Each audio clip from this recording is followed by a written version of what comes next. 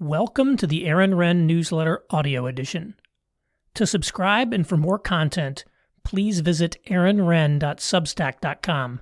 That's aaronren.substack.com. Issue number 62, Building the Virtue of Self-Mastery. Originally published on March 14, 2022. There's a lot of discourse today about rediscovering traditional masculinity, about courage, initiative, fortitude, strength, etc. Masculine virtues we see too little of. But there's another oft-overlooked masculine virtue that is also in deficient supply: self-mastery. There are many examples of a lack of self-mastery today. One of the best is how Donald Trump was able to get under the skin of his opponents. Trump is certainly no paragon of virtue himself, but he understood that if he said something outrageous, his opponents in the media couldn't help themselves and would respond with outrage in turn. This brought him immense media attention, without which he would never have been elected president.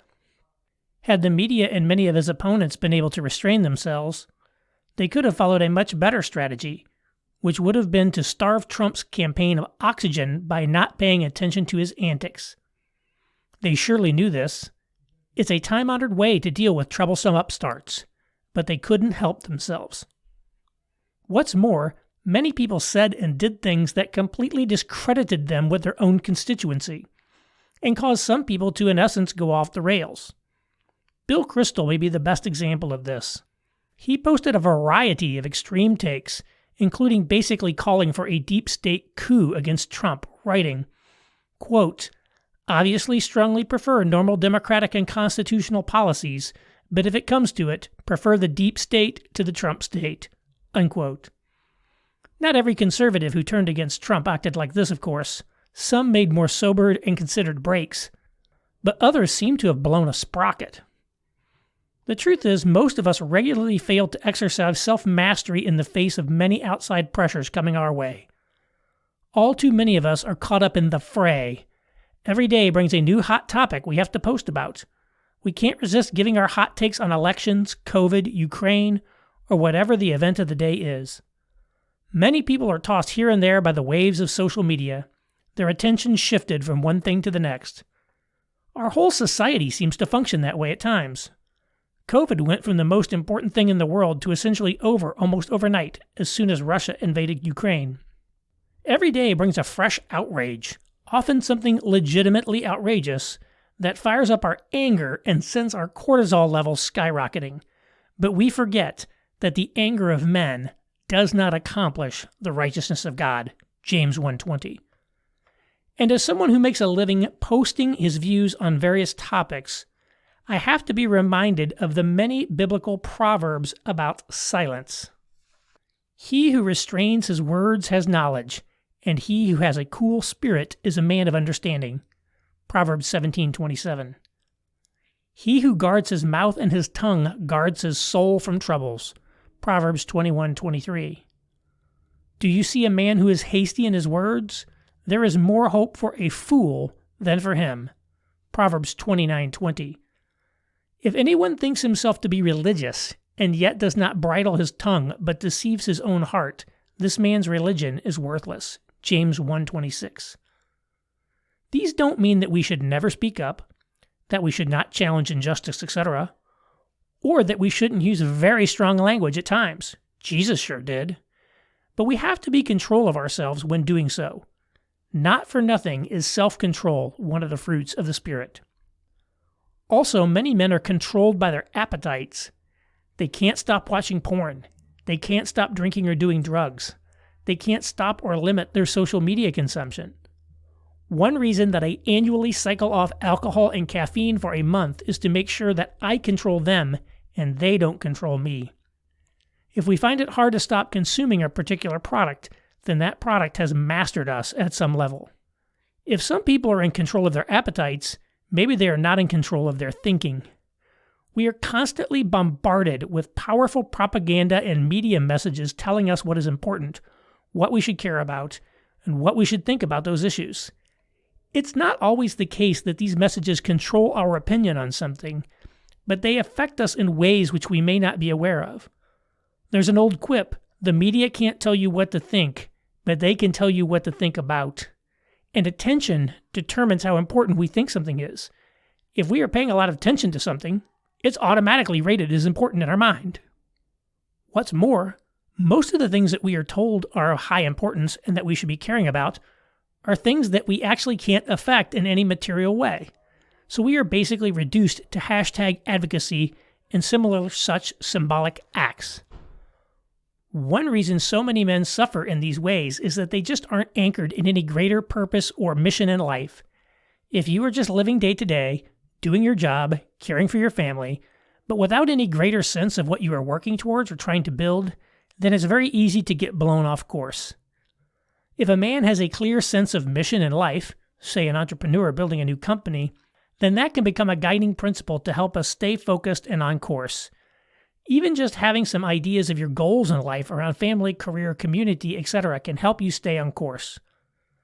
None of us is all work, all grind, all the time. We all take time to enjoy a mindless movie or book. We all pay attention to current events at some level. But a key question to ask ourselves when we think about reading, speaking, tweeting, acting, etc. is, how is this advancing my mission? How is this getting me closer to my goals? It's a good filter to apply even if we don't follow it rigorously. Too many men are busy paying attention to and working on what other people tell them to do, so busy advancing other people's agendas and goals that their own get neglected. We need to learn to master ourselves so that we are not enslaved to appetites, can resist self-destructive or counterproductive behavior, and stay focused on our own mission and purpose in life. Professional class labor exploitation. Here's another entry in what I've called Urban America's labor exploitation racket. Labor economists Chloe N. East and Andrea Velasquez just released a paper called Unintended Consequences of Immigration Enforcement, Household Services, and High-Educated Mothers' Work. I can't give a technical assessment of this study, but the conclusions are interesting. Basically, East and Velasquez find that increased immigration enforcement, i.e. deporting illegal aliens, reduces the number of mothers with college degrees who work by raising the cost of domestic services like childcare and maid service. Quote, our primary finding is that working age, 20 to 64, college-educated U.S.-born mothers of young children significantly reduced their labor supply in response to SC, an immigration enforcement program, exposure. We next provide evidence that an increase in the price of outsourcing household services is an important mechanism driving the observed changes in high-educated mothers' labor market outcomes. Unquote. The effects in their study are small, but it's interesting nevertheless.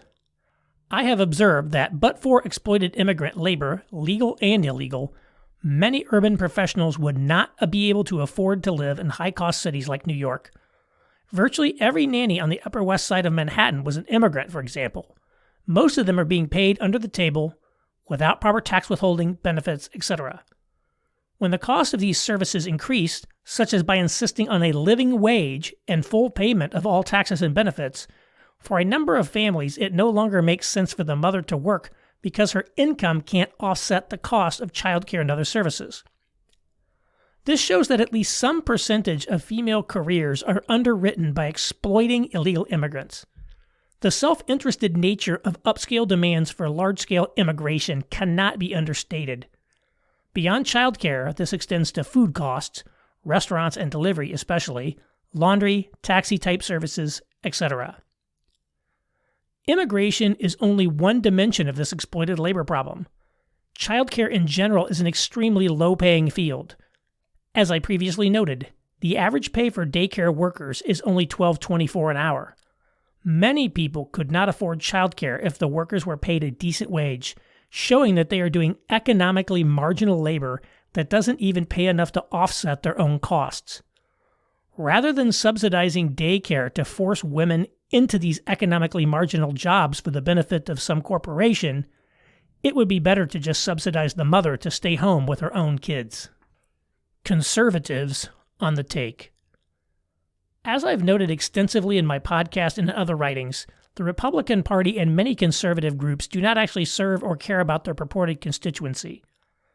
The National Pulse recently published an article that the American Conservative Union, the organization which puts on the annual CPAC conference, took $200,000 from a far-left dark money group called the New Venture Fund, funded by George Soros, among others.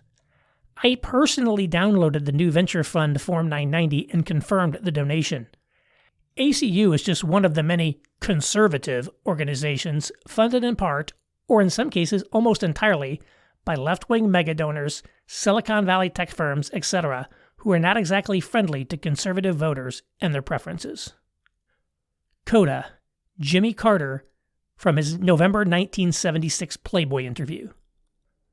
I try not to commit a deliberate sin. I recognize that I'm going to do it anyhow, because I'm human and I'm tempted. And Christ set some almost impossible standards for us. Christ said, I tell you that anyone who looks on a woman with lust in his heart has already committed adultery. I've looked on a lot of women with lust. I've committed adultery in my heart many times. This is something that God recognizes I will do, and I have done it, and God forgives me for it. But that doesn't mean I condemn someone who not only looks at a woman with lust, but who leaves his wife and shacks up with somebody out of wedlock. Christ said, don't consider yourself better than someone else because one guy screws a whole bunch of women while the other guy is loyal to his wife. The guy who's loyal to his wife ought not to be condescending or proud because of the relative degree of sinfulness. One thing that Paul Tillich said was that religion is a search for the truth about man's existence and his relationship with God and his fellow man. And that once you stop searching and think you've got it made, at that point you lose your religion. Constant reassessment, searching one's heart, it gives me a feeling of confidence. I don't inject these beliefs in my answers to your secular questions. But I don't think that I would ever take on the same frame of mind that Nixon or Johnson did, lying, cheating, and distorting the truth. Not taking into consideration my hope for my strength of character, I think that my religious beliefs alone would prevent that from happening to me. I have confidence. I hope it's justified.